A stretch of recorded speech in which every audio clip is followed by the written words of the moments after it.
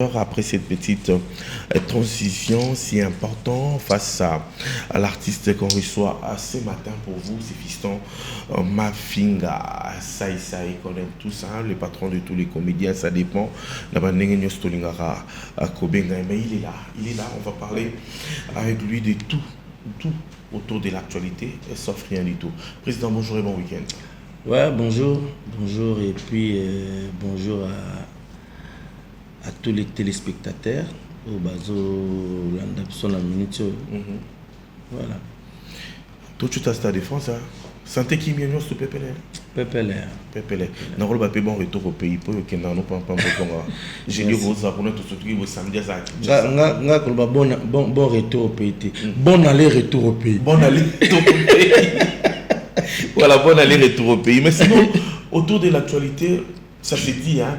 Ça s'est dit parce qu'il a fallu pour pas. C'est le tout premier artiste congolais de prester au Stade de France. Et puis ça y est. C'est le tout premier comédien à collaborer avec Fally Ipupa pour le Stade de France. On a sentiment des amis. Nous avons une collaboration. Chaka presté PKK. Presté au Stade de France. Ouais. Vos impressions? Fally Ipupa, pour s'il faut épicer encore ce que tu viens de dire là, c'est le premier artiste congolais de prester dans le Stade de France.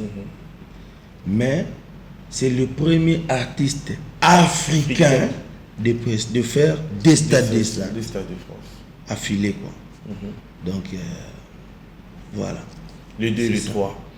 Au Bimim, Balamon Pinassier, réaction? Non, c'était bien. D'abord, Kobima, on a place on les allait faciliter. Parce que moi, bon, dans mon bâtiment, ça, il fallait avoir mon jeune frère. Google me commence à il y a les alliés, sauti kalina ozo bezaka au internet, au forfait. Au sommet téléphone, il y a $1700. Motikal Kazoba. Voilà. Et pourtant, aux gens la réponse, na kati de batu musu bacha forfait kapata la makamba bato. Ayi bateke akoko mapema yele kana forfait na yewana. Na makambo ayebite ako tuna ba question. Et puis il fallait avec jeune frère, ndeni. Tonga na koti na Google. Na bisi batu jeune frère ngelo bani. Google ce qu'on a eu ça il jeune frère ngelo ba. Et puis c'est mon grand frère depuis longtemps. Et dans le Stade de France, dans le Stade de Débilo, dans le Stade de Fally comme artiste, ça c'est artiste. Et puis dans le Stade de peut côté Fally à grand frère na petit naï. Donc parce que c'était pas facile entrer dans bon bien sûr il y a une improvisation mais entrer dans les côté moussous. Vous allez côté ba ministère ba obimela. OK. Mais nga sko natali nga pesa isaid ba Diamond ba bi melana liduso ba bitu ba melana liduso ba prête tout bon nga na ke bi melana kuna sko failli ko s'imposer na wana sko comme pena côté grand frère sko na petit ne sko ba ko solo nga fana bi maka mais yo bi maka ni awa eza déjà do ba tout ba bi maka et si ba kombo na ba ko mama ba bi ke ba donc eza compter lo ko na ndenge zo matezo kita eza programmé déjà. Wow. Oh, ce que tu as discuté, il y a eu un Fally à Souka. Na ascenseur.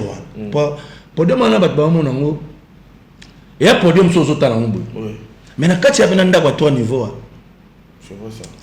Donc, il y a même Fally et moi, il y a un ministère. Ok. Il y a un ministère qui est dans la scène. Il y a tout le monde qui est dans l'étage. Il y a deux ascenseurs. Ascenseur autobi milana. Na ascenseur au place à Obandela Ndoule. À Okendosil c'est la peine. OK. 3 niveaux pena. Donc on a rez-de-chaussée. Ils appellent niveau.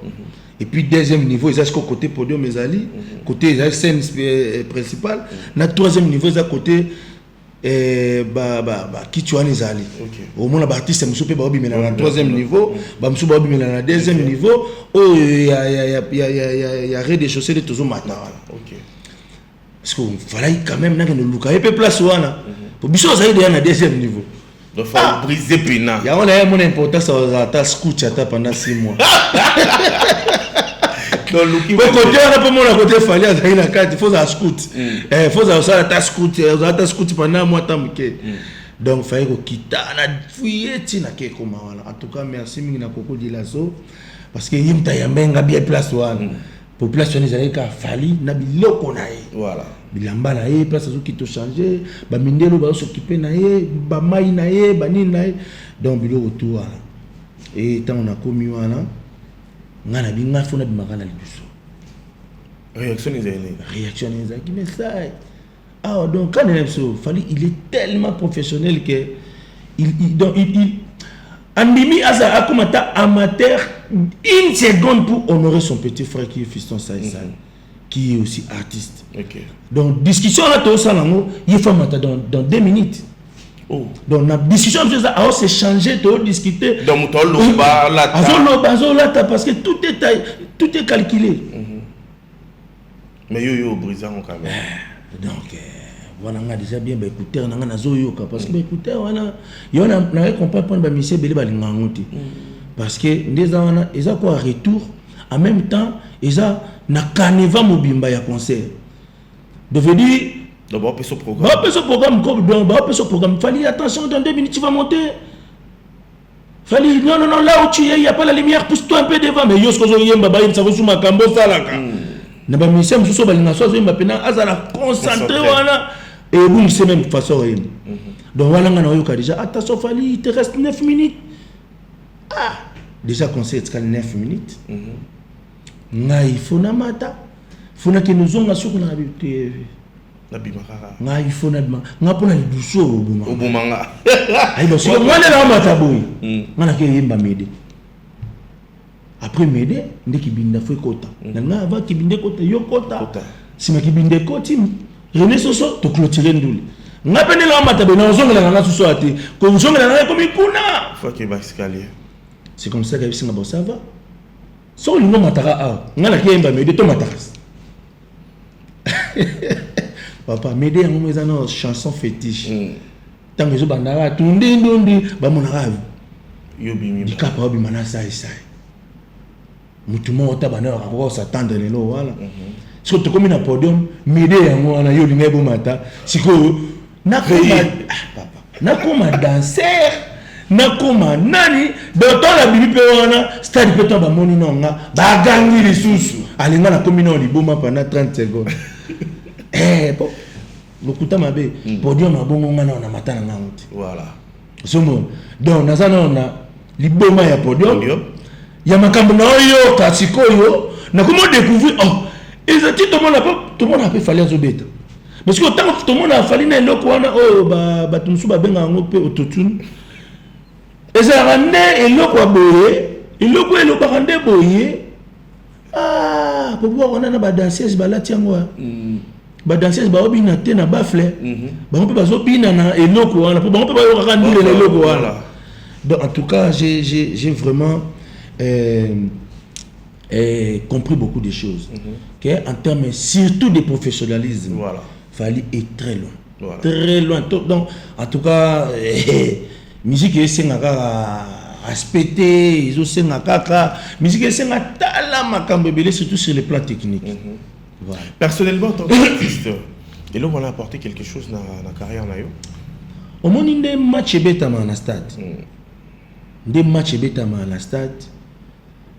Ba manager ba tunja sote ba yaka lokwa ko talaka match neti ba supporters ba tumsu ba yaka cop ya un stade ka ko tala joueur ni no beta bien pour ba proposer ba sombaye ndepe na ba concert wana ile on a remarqué ko kita na ngaba na podium du fait que on arrive qui déjà pour gagner sa stade ba tout le monde ba moni que il peut faire l'affaire. OK. Parce qu'il est aimé. Oh, c'est gars. À matin, le podium, stade de gang, il réagit. Ah, mais donc, ça bien. C'est exploitable. Mon quitte à n'a c'est voilà. Mon copain a une pembe. Oh, mais mon frère, il y a un ami qui veut te parler. Bon, voilà, c'est qui biso mon Kobe, ma Diamond. Niveau na yo wana. Niveau na voilà ma collègue n'a rien à style de France. Voilà. Donc déjà moi décope mora bien. Et puis mbala moro déjà donc à partir à kuna appel planification contrat na Canal Plus. Je veux waouh. Félicitations. Donc ça donc là d'ailleurs ils ont c'est un bango yango là. Donc ça je viens de signer un contrat avec Canal Plus pour comme coach na Canal Comedy Club saison 2026. Ah voilà. Donc on a déjà na Al de la Gombe. Bazunga comme formateur. Wow. Nous avons formé des jeunes humoristes en Abisso. Et puis ils ont en français. En français. Dans la main, nous avons français coca. Mais nous avons formé bateau français coca. Nous avons dit ah besoin d'un formateur, ah besoin que toi un échange culturel. So mon là nanga et bimilé. Beaucoup de gens ont l'essentiel que l'autre ça là, ils ont bien. Et aboutir les lots. Vous voulez ce que ça il na Canal Plus comme coach. Na Canal Comedy Club. Rêve à te bêler. Au moins place ma vidéo là comme mon amasco. Mais ce n'est pas comme ça là dit c'est ah parce que il y a pas comme il fait Fanny la vie ça. Ah voilà, c'est une félicitation. Et puis mon frère voilà il passe à les phénomènes là dit sauvé.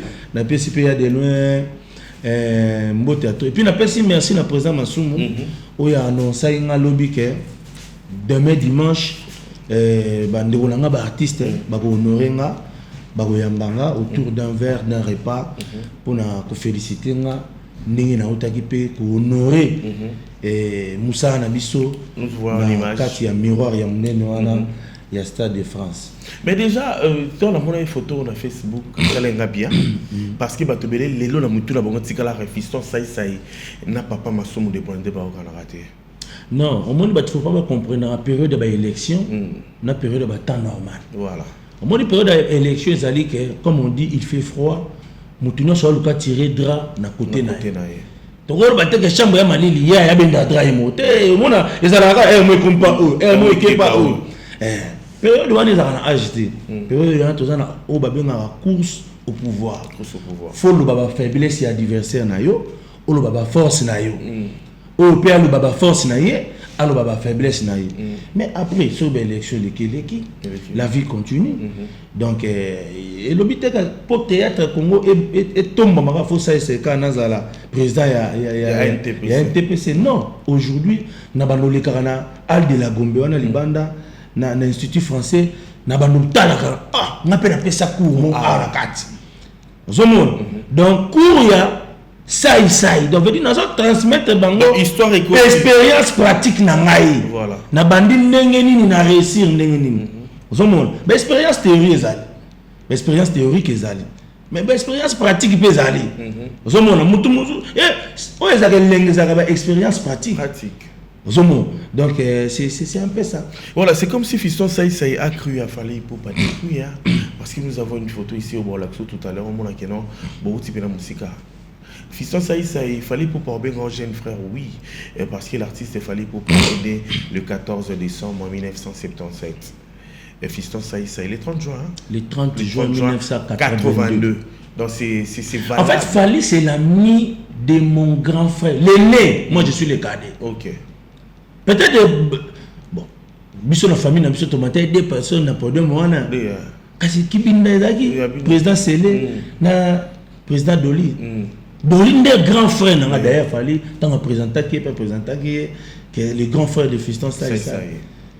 Donc fallu c'est dans sorte de puntani to sola makamanda. Ozomon mais ce que l'homme la makamanda n'est-ce pas bien. Même en termes de choix. Oh artiste à ça la choix oh. Est-ce que tu vas la andine artiste a ça la choix. Mais mon frère, même sur le plan professionnel, choix est là.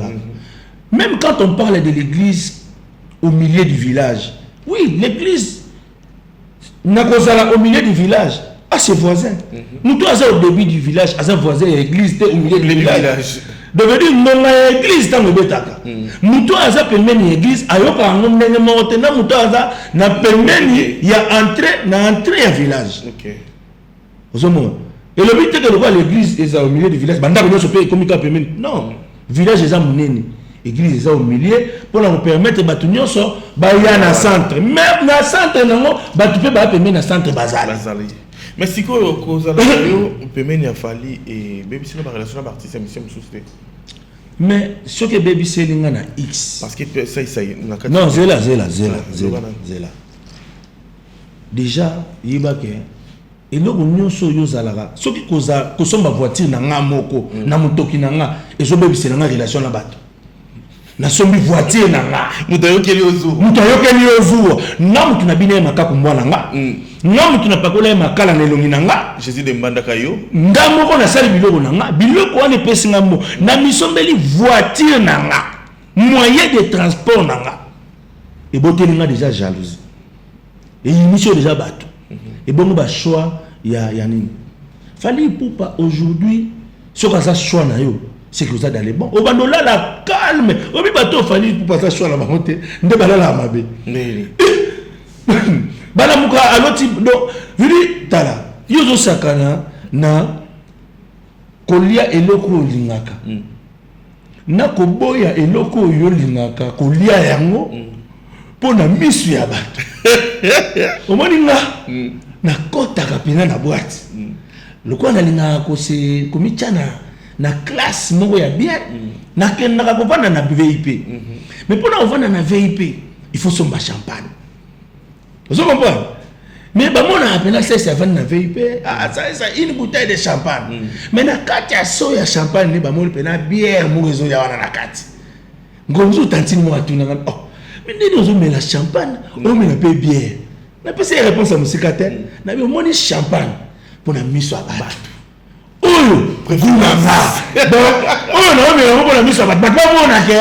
ameni champagne mais oyo nde gulanga oyo so na sobi ba obelelanga sai bato bayebake na za wana mais oyo nde elengi nanga bato ebele mpona bango bakomisa bato mosusu mpona miso ya bato mpona mauvaise foi mais kuna ye atiango na se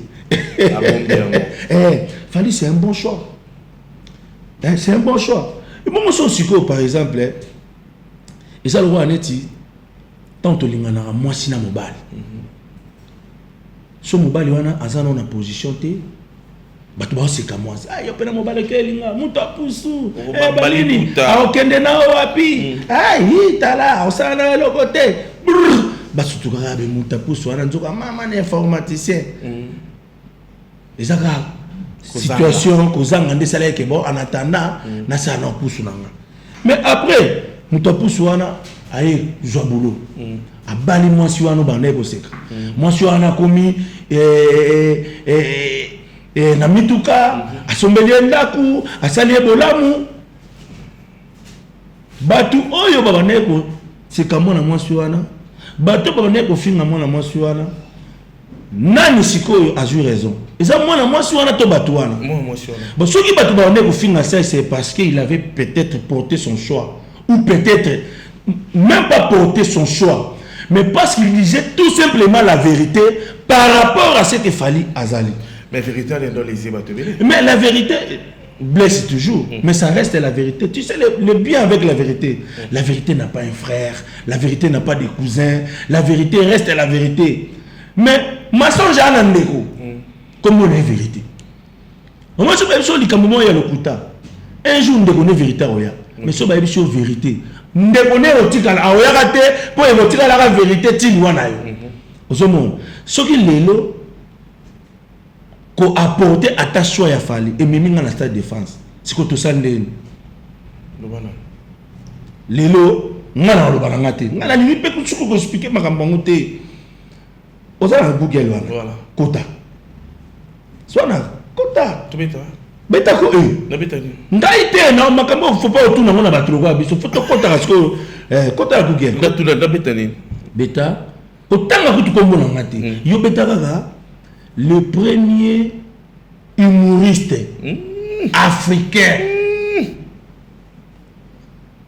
on continue na français na yo au Baxika Stade de France. Le premier humoriste africain a presté. Voilà. A presté au Stade de France. Voilà. Yo wana ngate Google.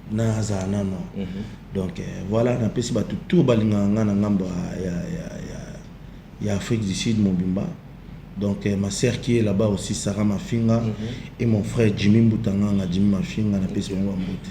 Voilà, merci beaucoup président Saïssa. On n'oublie pas madame Sephora Mbouyi Bonkale, la patronne de THD. Hein, et un papa Maxwell Bonkale, merci beaucoup à vous, la présidente de la fondation Motuya. Et puis je n'oublie pas la reine Nanunzongo Mazarakash. Depuis Londres, Kuna Moutaliki a été championne Yarosamba Ezate. Alors, président, on m'a dit qu'artiste est l'élo, valeur artiste est l'élo. Et ça va genre en contrat bongo. Mais déjà, vous avez la position bon, mais pesa yo personnellement. Vous avez une façon de faire les choses. Il y a n'engue na yo, n'engue mone la makam vision na yo. Alors accomplissement et vision na yo l'élo. Personnellement. Non, oui, hein. Obi eloko elekarakundi manzala te pone eloko mobe elesayo. Voilà. Parce que tu as un problème à kundi manzala. Nga lelo na isa bato. Aujourd'hui Sai ou FSai Prod, c'est nanga acteur, il y a FSai Prod, na FSai Prod to ko beza parmi loko isaka pib et belé. OK. En matière de publicité, on a habité sur un concurrent, il y a collègue, un artiste. Donc, on fait ensemble, ça c'est fait et côté production et côté acteur. On a ça la oui, mais on a conditionné qu'à Batouana. On a vu qu'un groupe à théâtre, on a dit qu'il y a un kawana. Avant ça, il faut sponsoriser le théâtre. Et ça, bon. Mais après, tu sponsoriser ni contenu ni na qualité ni pour et tu vois, tant mieux, il faut kokata makambo isa buzoba. Bon, buzoba na ba par rapport na ngamoko na bandeko sala na no bateo baninga mtamta sala te o ayo moko o ngamoko parce que et comment buzoba na moment ni tu réfléchis grand pour au salelo mo et kende musika te ba film le roi ba Jésus ba na makanisi le moins sur le plan technique zoka idée le roi Jésus de Manda est-ce que pendant ce ils makanisi ya Nigeria ba ko tourner on de moi zoma lelo so tali ba film na ba Jésus de Manda o mona que l'idée est bien makambo ba sala ça somo mais moi au bandela mo za koza la tête il faut que bandela ma mais ce qu'on a makambo ezo senga lelo ozomona nga en fait tu veux pas comprendre pourquoi on s'est retiré en théâtre pour na koma ko tourner film pourquoi il y a liboché zali parce que tant de maintenant ça théâtre nazaki na guerre ça c'est contre Sobé vu de loin contre Pakaloui Elombe contre Bodo Mouyombe gauche contre groupe sans souci. Mais les lots, ils ont souvent monté que Sobé contre Sai au vu de loin. Moi, je n'ai souvent monté. Parce que tu as une chaîne canal, et il y a des biso biloka ivoirien, et il y a des biso biloka nigérien. Donc, je dis, je pendant que Nigeria a le cas. Je n'ai vu de loin, guerre c'est contre vu de loin pendant que ivoirien va me vendre ici dans le terrain dans biso. Et comme le roi de Tibisoto se distrait, mon payaso les gars. Il fallait que mes masques au guerre pénètrent à la sco, ok. Théâtre, il y a des Congolais contre des films et Niger. Voilà, vision. Des films, il y a des Congolais contre des films, il y a des Camerounais. Donc, dans le contexte, voilà. Et on a une vision, ils ont bien. Voilà, Néné Baraye, mon président, est-ce qu'ils ont un kilo lélo en tant qu'artiste? Motomoro a fait un artiste, Moussou na combo artiste, l'artiste il a soutenir, non soutenir ça, n'a fait peut-être Sobé. Non. Déjà, pour Moutou, à qui ne finga Moutou Moussou, pour na Moutou Moussou. Au moins, n'ambo na biso to na batumo be bazaba impoli, bazaba raté, batumo be oyo ba mona makambuka mystique. Oui, on a peine à sa magie et ça rappelle magie. Mais tant qu'on a comme on a battu sur un magicien, ne pas se comprendre que magie et ça va être le pour ça la tête. Ce qui nous a sali en haut pour nous la magie. Tala tu bano ke autant na télé. Machine noire. Jomo otambula na singa. Yo mona radio na otambula na singa. Aye ko lakisa bino pe ke otambula na singa. Mukola réussi ko otambula na singa. Mais combien d'états ezuyé pour aye ko la kotambula na singa wana lakisi bino na terre. C'est ça. Zomo tam so beta 10 ans ko kotambula ka na singa wana. Alors, tous en batu baza ba impoli. Ce qu'on luka pour la finga ça toi niveau monté. Non finga les pénis. Pour ça ni appelé le côté. Bon le roi la linga le gâté. Na bata mana simaya esobe. Pour ceux qui savent c'est ne sobe ba yo kanate. Au nom de sobe ngana finga ça. Voilà. Mais yo so finga ça c'est pour ne sobe mais esobe otikala ko finga là, otikala ko finga mutu monté pour na yo. C'est ça. Bah tu belé ba ko ta lui fait le fanatisme. Voilà, ça veut dire que finga mutu pour na linga mutu tel, et ça lisumu te. Voilà. Et ça lisumu. Lisumu makasi. Yo so mona pena ke mutu yo zaki fanatique ne na lola. Mais yo fan na lui fait. OK. Pour na nini? Ubande ko finga ba mama bato. Ubande ko finga ba tata bato. Bien dit. Pour na mutu mo quelconque. Voilà. Mais moi je vois mal mutu so azane ka impoli, azali mal éduqué, ils en ont quand d'ailleurs ngape na linga te. Mutu déjà il sanga ke ça na linga ngo pona linga esobete so linga nga pona linga esobete c'est ko linga nga te donc tika pour tu m'as centre ya refuge donc on se réfugier par nga pour que on manifestaka ba ko linga na esobete wala très compliqué. Alors donc c'est ça. Belle réflexion, c'était là la chute de cette émission avec Fiston Mafinga Sai. Et puis le ouais ça le mêler on appelle un podium qui ba non pardon antenne abolims. Moni na podium na ebe ka na suka il fallait poupa alors boboka te na osenga quand même na pesa tamo 5 ba tout mbote obi ke nzoka tinga na tambula na podium pour l'excellent air na bungi na place tomate la ki ya ozo msanga place bon merci tellement voilà na tellement bo na mona na bando dinda au regretter so tali place wana tina odinda na gangi basi bra papa merci beaucoup. Donc, on a passé une bonne na boss Ibra, Banque Centrale. On a un absolu bosso. Boss Ibra pena, donc il y a un angal bosso. Il y a un angal. Donc, il y a penda. Toujours yaya. Toujours yaya. Boss Ibra, en tout cas, merci. Merci pour la nyonso sala. Pour la biso baliki nao, pour la bande konayo. Merci. Merci na papa Mike Makema na PC Bambota trop ici Kazali. Merci beaucoup papa Mike. Na PC Bambote na Serge Manseba, le patron de tous les artistes et comédiens katangé. Donc na PC Bambota trop. Na Bosante Rigobert Kikufi de FAO. Donc babi loufu wana nyonso na maboko na yo. Donc hier Azali Lady Chef, l'oreille du CG. Merci beaucoup. Donc Rigobert Kikufi na PC Bambota trop. Na pesi mbote na aliaka dollar elalate ya Théo Zambota ya Théo Zambota puis bambote na ngana ya Willy Moucheni Koda Mboka wana viena yo 00243 David Mangaya le beau-frère de la République na pesi bambota to batu tout au bazu occasion ya Olanda biso na ngonga en tout cas ma salutation à Bino. Le temps aux autres clôturer son combo monsieur. Voilà, merci beaucoup. Mention spéciale à maman Anto Ndiaya qui fête ses 70 ans. Bon anniversaire à vous, maman Anto Ndiaya. Plein de bonnes choses. Maman Francine Motomoya. Motomoya ya muzuri sana mama ya. Na pesi maman Francine Motomoya. Bah merci puis bah merci on a union sur ça là pour la mboka na biso. Merci. Vous avez aidé ba congolais na ba soins na makambo belé. Voilà. Et puis na pesi mbote na leki yaya ici Gazali madame Clarette. Voilà. Leki yaya. Merci beaucoup grâce à Mabialo de Kati Mayala. Merci à Fiston Mundadi le professeur Boss. Merci aux boutiques Amida les fils sur avenue Tchela Kabinda Prince Kassavou Bogueton Bomba depuis la Belgique pour les Mukendi les grands charismes les grands Paul Mukendi. Merci également au révérend Jonathan Mouela de l'église EPM CC. Et puis merci à Junior Tati, l'homme de grand cœur, puis Chubato Kalibos, le docteur Lévion Walukonga depuis Lubumbashi, la fondation Luamba. Merci beaucoup à vous. On se retrouve très prochainement le samedi prochain pour le compte de cette émission. Rendez-vous le week-end. Merci à madame Nathalie Mvoula. Et puis nous allons communiquer moi à Mouké pour clôturer nango.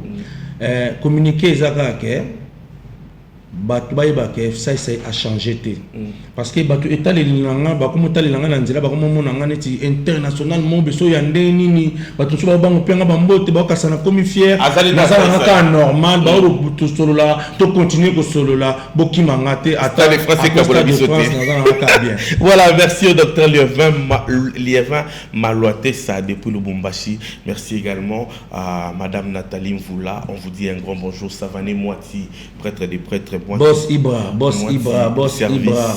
Merci beaucoup. Boss Ibra, boss Ibra, boss Ibra, boss Ibra. Voilà. Papa Mike Makema. Que la paix du Seigneur règne sur vous. Bye bye, c'est un fiston. Saï.